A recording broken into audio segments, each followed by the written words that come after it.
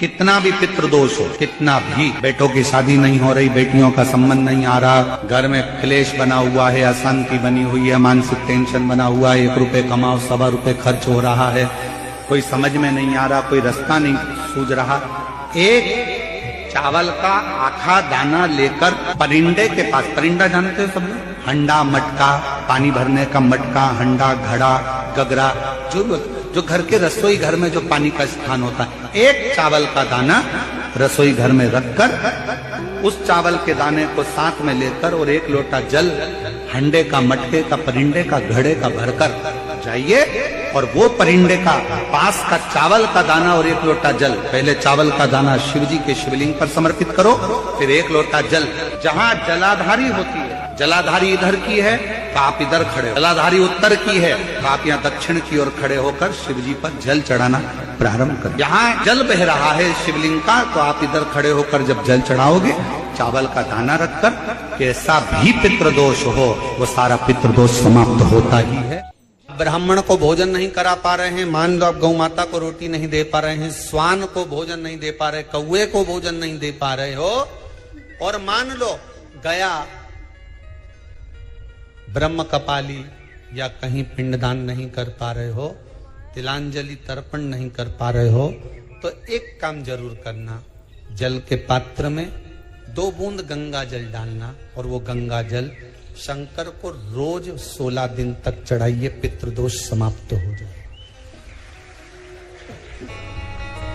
जब ज्यादा घर में पितृदोष हो ना, ऐसा लगे कि पितृदोष बहुत ज्यादा है, 1 रुपए कमा रहे हैं, 1.25 रुपए खर्च हो रहा है, हाथ में पैसा नहीं टिक रहा, दुकान 4 दिन अच्छी चल रही है, फिर व्यापार डाउन हो जाता है, कोई पैसा लेकर भाग गया, नहीं दे रहा, कहीं कर्जा मात्रा बढ़ गई है, ये पितृदोष के लक्षण है कुछ। इसमें आपके घर में जो भी रुद्राक्ष पड़ा हो, जो भी रुद्राक्ष रखा हो, क्योंकि संभाल के तो आप रखते नहीं, पटक देते हो यहां में, जो भी रुद्राक्ष आपके घर में रखा हुआ,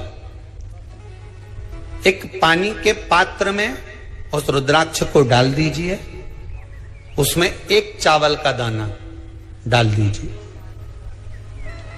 महाराज, परिंदा जहां होता है, मटका, हंडा या रसोई घर में आपका जो पानी भरने का स्थान होता है, जिसको आरो वारो क्या क्या लगा के रखते हो, उसी के कहीं पास में उस कलश को रख दीजिए, ऊपर से उसको ढक दीजिए।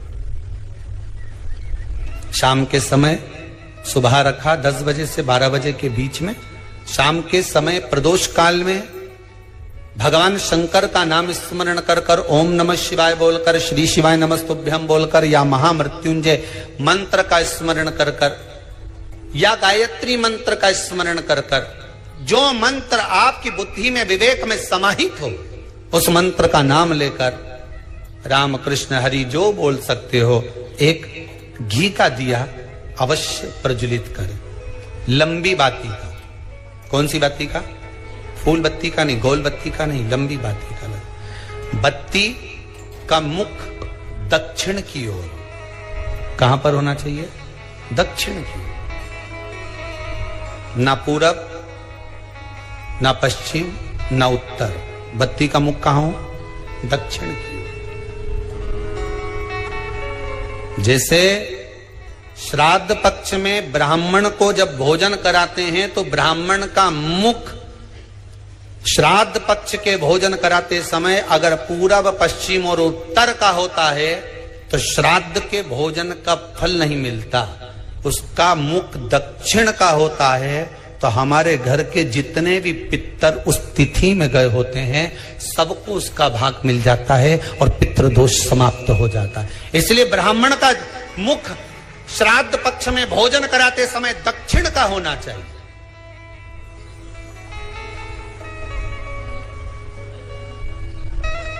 ब्राह्मण का मुख दक्षिण का हो।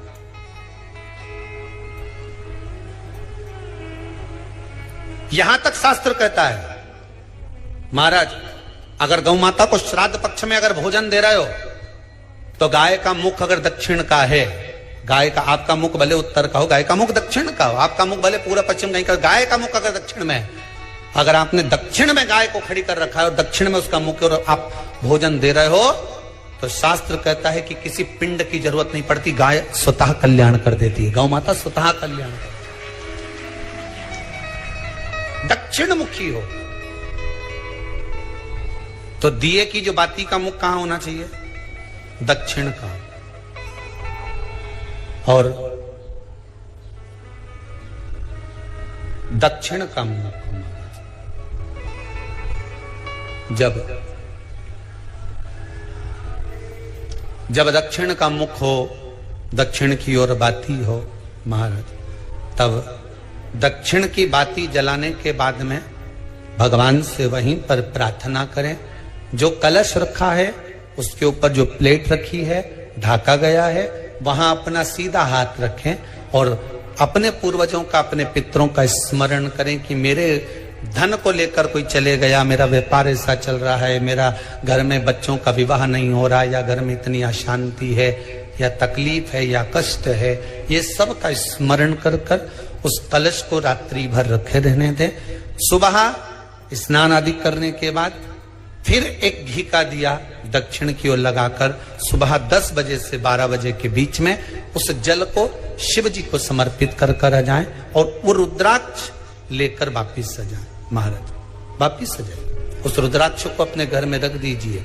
वर्ष भर वो रुद्राक्ष आपको कभी बीमारी से नहीं घिरने देगा, कभी किसी जगह खड्डे में नहीं जाने देगा, वो उन्नति की ओर ही बढ़ाएगा। भले कोई भी रुद्राक्ष हो, 1 मुखी से लेकर 14 मुखी, 20 मुखी, 18 मुखी, जो रुद्राक्ष आपके पास में, आप तो उसका स्मरण करिए।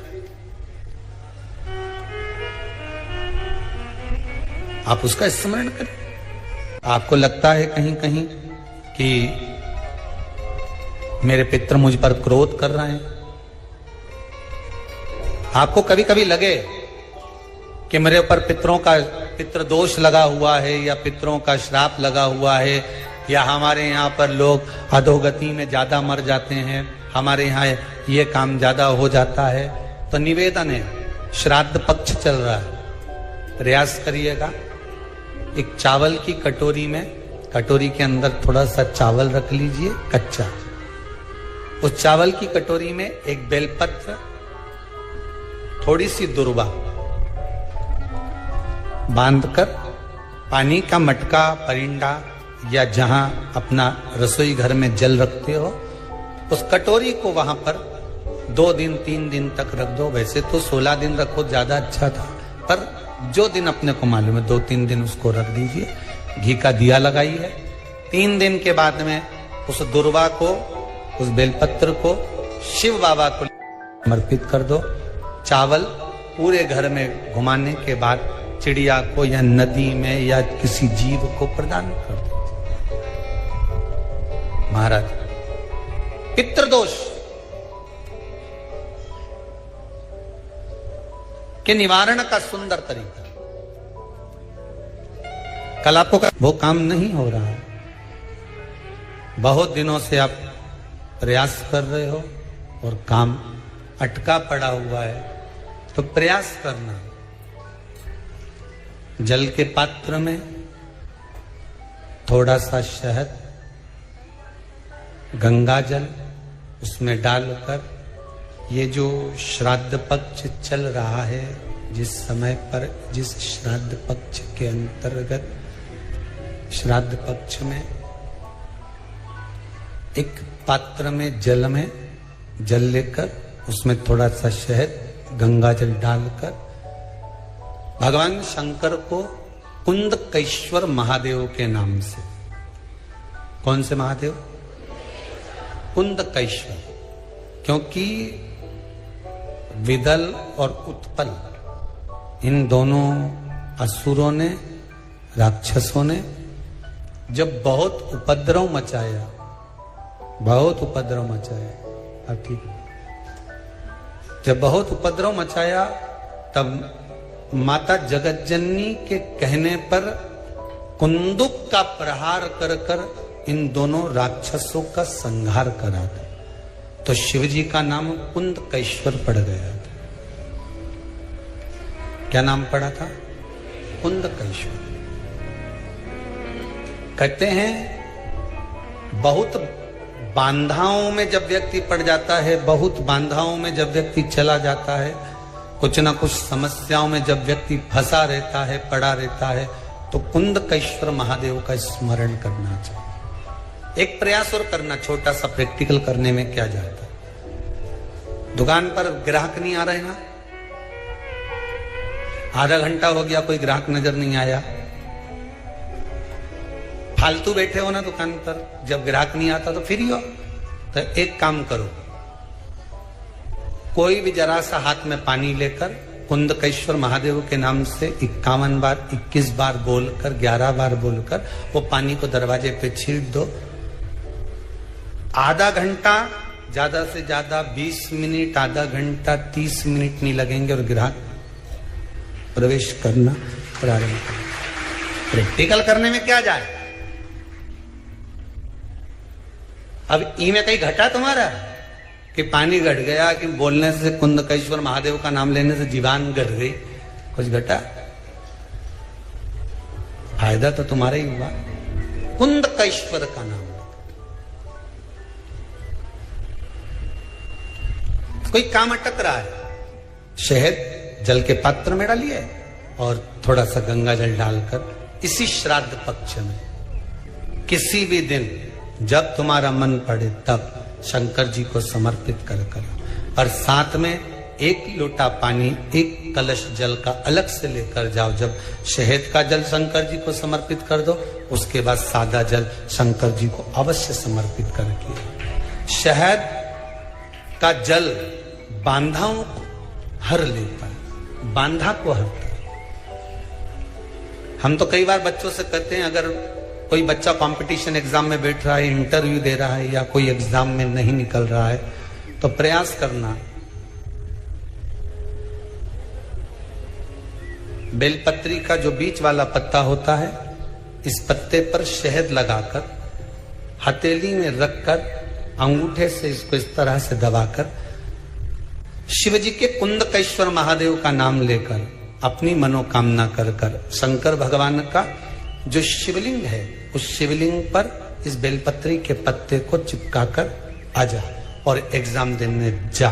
बाबा निपटे का सब काम कर। जिस बालक बालिका का जॉब नहीं लग रहा हो, सर्विस नहीं लग रही हो, नौकरी नहीं लग रही हो, जगह जगह पहले करते थे जॉब, अब छूट गई, 2 साल हो गए, 3 साल हो गए, सर्विस नहीं लग रही हो, बहुत प्रयास कर लिया हो, बहुत प्रयास, तो महाराज काली तिल्ली को पीस कर उसको जल के पात्र में डालकर अपने घर के मटका, परिंदा, पितरों का जो स्थान होता है, जलाशय होता है, उसके पास में एक पात्र में रख दीजिए।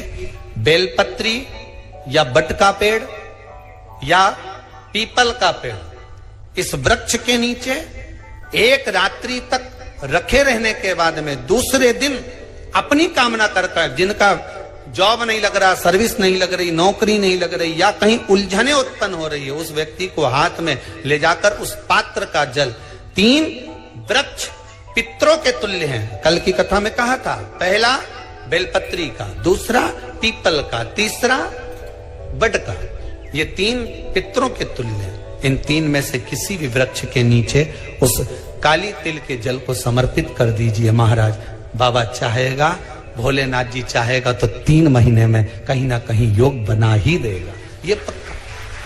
बाबा पर विश्वास रखो, शंकर भगवान पर भरोसा विश्वास रखकर आप कार्य करेंगे, क्यों ना हो।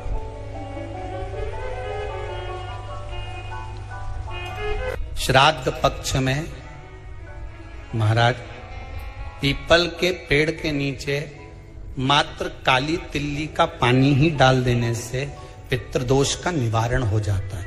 किसी लड़के की, लड़की की विवाह शादी नहीं हो रहा हो, मंगल विवाह नहीं हो रहा हो, पानी के लोटे में थोड़ा सा काला तिल डालकर श्राद्ध पक्ष में पीपल के पेड़ के नीचे चढ़वा दीजिए। महाराज पितरों की शांति होती है, घर में मंगल कार्य होता है, मंगल कार्य हो जाता है, पितृदोष का निवारण होता है।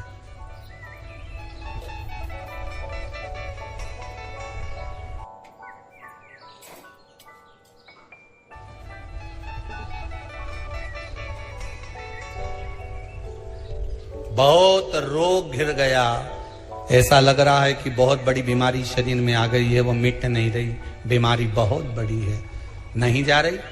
सरसों का फूल भगवान शंकर को चढ़ाना प्रारंभ कर दो। सरसों तो आप अपने घर के अंदर भी बो सकते हो, उसमें पीला फूल ही जाता है, शिव जी को चढ़ाना चालू कर दो, बीमारी समाप्त होना प्रारंभ।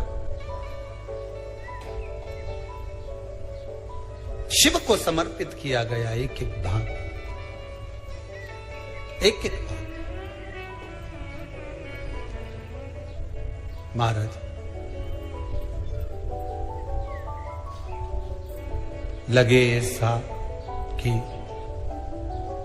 घर में शांति नहीं है, सुख लक्ष्मी तो है, परिवार भी छोटा है पर शांति नहीं। जब देखो जब किसी ना किसी का मुंह चलता रहे, क्रोध में बोलते रहें, शब्दों के तीर चलते रहें, शांति नहीं है। प्रयास करिए श्राद्ध पक्ष में जिस समय पर ब्राह्मण को भोजन करने के लिए बिठाएं, या श्राद्ध पक्ष के अंतर्गत ब्राह्मण जब घर में भोजन ग्रहण कर रहा हो, उस समय पर थोड़ा सा कोई सुगंधित पदार्थ, इत्र आदि, पानी के मटके के पास, परिंडे के पास में, जलाशय के पास में उस इत्र को थोड़ा सा कोई रुई में रखकर छोड़ दीजिए। घर में कभी क्लेश नहीं हो सकता, शांत का माहौल हो जाए। पितृपक्ष में किया जाए, पितृपक्ष। और एक बात और अच्छे से ध्यान रखिएगा, आप ब्राह्मण को भोजन कराएं ना कराएं, आपने धूप छोड़ी ना छोड़ी वो पता नहीं, गाय को रोटी दी ना दी, स्वान को भोजन दिया ना दिया, कौवे को भोजन दिया ना दिया, चलेगा। पर जिस दिन अमावस्या के दिन पितृपक्ष समाप्त हो, उस दिन प्रदोष काल में, प्रदोष के समय पर, प्रदोष काल में शाम के समय पर जाकर किसी भी नदी, तालाब, बावड़ी, कुआं, कहीं ना कहीं जो आपके पास में हो, वहां पर एक घी का दिया, बत्ती का मुंह दक्षिण की ओर कर कर अवश्य जला कर जाना। सारे पितृदोष समाप्त हो जाएगा, सारा पितृदोष समाप्त। अमावस्या के दिन किसी भी जलाशय के पास में, नदी, तालाब, बावड़ी, कुआं, जो आपके शहर में, आपके गांव में, आपके नगर में हो, वहां जाकर लगा दे। अगर नदी, तालाब, बावड़ी, कुआं नहीं है तो पीपल का वृक्ष हो या बेलपत्री का वृक्ष हो या बट का वृक्ष हो, उसके नीचे लगा दो प्रदोष काल में। पर अमावस्या के दिन लगाएं जरूर। क्यों? क्योंकि अमावस्या 16 दिन तक पितृ मृत्यु लोक में आने के बाद में भोजन ग्रहण करते हैं। अमावस्या के दिन पितृ शाम के समय प्रदोष काल में शंकर भगवान का नाम जाप कर कर नदी, तालाब, बावड़ी पर पानी पीने जाते हैं। वहां से जल का आचमन कर कर पितृ अपने लोक को चले जाते हैं प्रदोष काल के समय पर। इसलिए प्रदोष काल में जलाशय के पास में, बावड़ी, कुआं, नदी, तालाब के किनारे पर दिया लगाया जाता है दक्षिण की ओर मुख कर कर बत्ती का। तो पितृ आशीर्वाद देते हुए जाते हैं कि फलो फूलो, आगे बढ़ो, उन्नति करो, तरक्की करो। ये पितरों का आशीर्वाद रहता है, पितरों का वर रहता है। आप देंगे उसको मिलेगा, कुछ करा ना करा।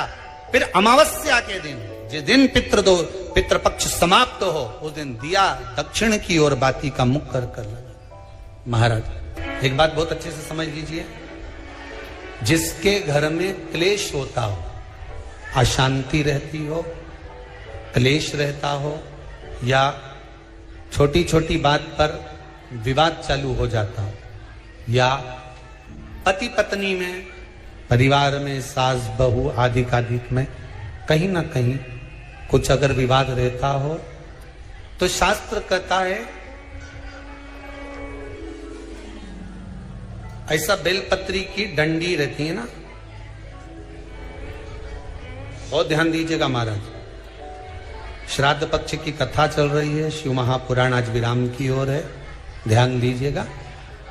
जैसे ये बेलपत्री की जो डंडी होती है, डंडी का जो भाग होता है बेलपत्री की, ऐसा बेलपत्री की 7 भाग ले लो, मतलब बेलपत्री 7 ले लीजिए। 7 बेलपत्र लेकर कच्चा जो सूत होता है ना, कच्चा सूत जो जानते हो पेड़ पौधे में माताएं लपेटती हैं धागा जो होता है ना, सफेद कलर का कच्चा धागा, जो बड़ में, पीपल में और आंवला आदि में लपेटा जाता है,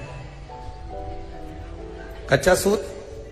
उसको शंकर भगवान और माता पार्वती का स्मरण कर कर नंदी के, जो नंदी होता है, नंदी के राइट भाग में, नंदी का एक पांव ऊंचा होता है, आपने देखा होगा आगे का पांव ऊंचा होता है, बैठते समय नंदी का एक पांव ऊंचा है, एक पांव नीचे की हो जाता है। तो नंदी का जहां पांव ऊंचा है उस ऊंचे पांव के पास में बैठना है। कच्चे सूत पर उस बेलपत्री के जो 7 गुच्छ हैं, 7 जो बेलपत्री के भाग हैं, 7 बेलपत्री हैं, उसको अपना नाम गोत्र स्मरण कर कर उस कच्चे सूत को लपेटना है। महाराज लाल कलर का चंदन उस बेलपत्री के पत्ते में जो अग्रभाग होता है, सबसे आगे का भाग, 7 में लाल चंदन लगाना है।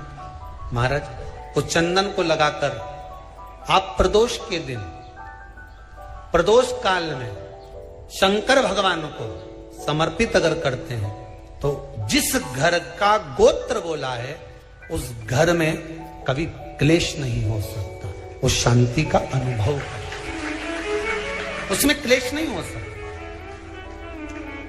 एक धागा होता है पक्का धागा, एक धागा होता है कच्चा धागा। बहुत ध्यान दीजिएगा महाराज, पक्के धागे से नहीं लपेटना सफेद, कच्चा जो धागा पीपल में, बड़ में या आंवला आदि में जो हम लोग लपेटते हैं पूजन करते समय, वो कच्चा धागा।